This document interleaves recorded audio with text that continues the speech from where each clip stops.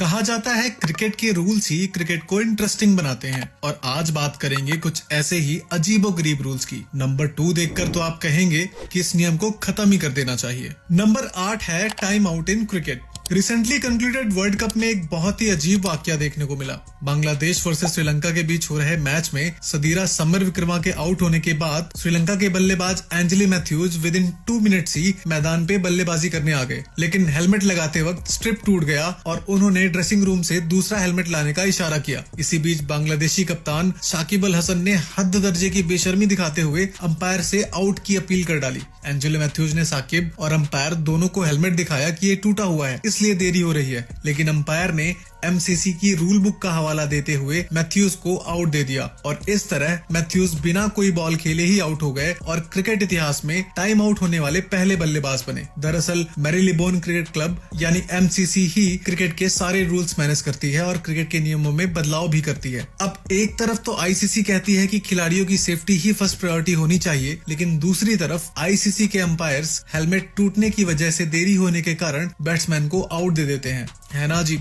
अब आता है veto powers to captain. Cricket में कैप्टन्स के पास स्पेशल पावर्स होती हैं। वो चाहे तो आउट हो चुके खिलाड़ी को वापस मैदान में बुला सकता है। अगर कैप्टन नेक्स्ट बैट्समैन के आने से पहले कभी भी अपनी अपील वापस लेना चाहे तो ले सकता है और इस नियम को दुनिया के सामने लाए महेंद्र सिंह धोनी। इंडिया और इंग्लैंड के बीच चल रहे टेस्ट मैच में इयन बेल 137 रन पर खेल रहे थे और भारत ये मैच हारने की कगार पे था। इसी बीच ईशांत शर्मा की एक गेंद पे आयन मॉर्गन ने फ्लिक करके 2 रन लेने की कोशिश की। देखकर ऐसा लग रहा था कि ये चौका हो गया है, लेकिन फील्डर के शानदार एफर्ट ने बॉल को रोक दिया था और इसी बीच इयन बेल को भी ये लगा कि ये 4 रन हो चुका है, इसलिए वो बीच में ही रुक गए। एमएस धोनी ने बॉल कलेक्ट करके फील्डर्स को दी और फील्डर ने बेल्स गिरा दी। इंडियन फील्डर्स की अपील को अंपायर ने थर्ड अंपायर को रेफर किया और थर्ड अंपायर ने देखा कि बॉल बाउंड्री से पहले ही रोक ली गई थी और उसके बाद अंपायर ने इयन बेल को आउट करार दे दिया। इंग्लैंड फैंस काफी गुस्से में थे और इंग्लैंड के प्लेयर्स और कोचिंग स्टाफ को समझ ही नहीं आ रहा था कि ये क्या हो गया। इस विकेट के बाद टी ब्रेक हो जाता है। ब्रेक के बाद जो नजारा दिखता है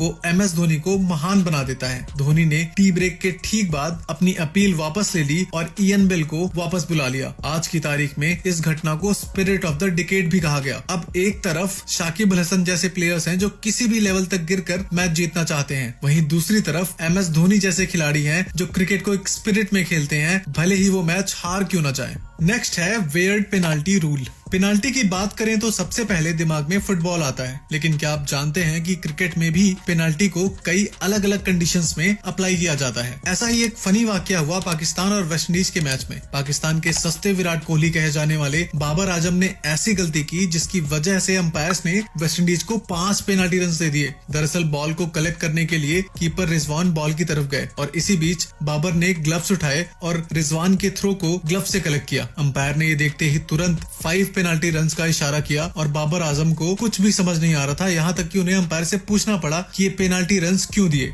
इस जिम बाबर को लग रहा था कि ये गली क्रिकेट खेल रहा है। वैसे ये भी हो सकता है कि आईसीसी रूल बुक इंग्लिश में है और पाकिस्तानी खिलाड़ियों को इंग्लिश आती ही नहीं, तो इस हिसाब से आईसीसी को रूल बुक उर्दू में भी लिखनी चाहिए, है कि नहीं? अगर आपको भी ऐसा लगता है तो कमेंट करके जरूर बताना। इसके अलावा यदि फील्डर्स जानबूझकर बॉल को डैमेज करते हैं तो 5 एक्स्ट्रा रन दिए जा सकते हैं और अगर फील्डिंग करने वाली टीम जानबूझकर देरी करे तो भी ये नियम लागू हो जाता है। साथ ही अगर बैट्समैन का शॉट मैदान पर रखे हेलमेट पे भी लग जाता है तो पेनाल्टी के 5 एक्स्ट्रा रन दिए जा सकते हैं और इस बॉल की गिनती भी नहीं की जाती। इस तरह के इंसिडेंट्स क्रिकेट इतिहास में कई बार हो चुके हैं। अब आता है no appeal no out. Cricket में अंपायर्स के लिहाज से एक बहुत ही अजीब नियम है कि यदि फील्डर्स अपील ना करे तो अंपायर उसे आउट नहीं दे सकता, भले ही बैट्समैन क्लियर आउट क्यों ना हो। हालांकि अधिकतर मौकों में बैट्समैन आउट होने के बाद खुद ही पवेलियन लौट जाते हैं। सचिन और गिलक्रिस्ट इसके लिए फेमस थे। कुछ मौकों में आउट होने में कंफ्यूजन हो तो बैट्समैन मैदान पे डटे रहता है, भले ही फील्डर्स कितनी भी भारी भरकम अपील क्यों ना कर ले। कभी कभी ऐसा भी होता है कि बैट्समैन क्लियर आउट होता है लेकिन फील्डर्स अपील ही नहीं करते और अंपायर आउट नहीं देता। एक ऐसा ही वाकया हुआ 1986 में जब कृष्णामाचारी श्रीकांत बैटिंग कर रहे थे।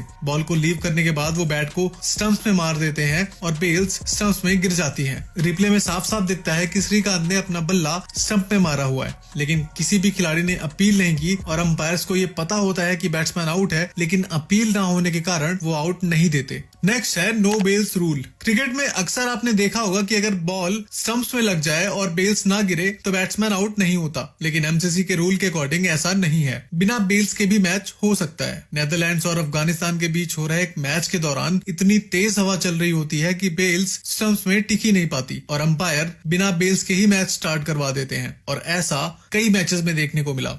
अगला है वेयर्ड नो बॉल रूल। जब बात नो बॉल की हो रही हो तो आपके दिमाग में दो तरह की नो बॉल्स ही आती हैं। एक तो लाइन के बाहर पैर पड़ने की नो बॉल, या फिर दूसरी हाइट की नो बॉल। इन दोनों के अलावा एक तीसरा नो बॉल भी होता है। अब इस वीडियो में आप खुद ही देख लीजिए। बॉल स्टंप्स की पॉपिंग क्रीज से पहले ही 2 बार गिर जाती है और बैट्समैन क्लीन बोल्ड हो जाता है, लेकिन अंपायर इस बॉल को नो बॉल देता है।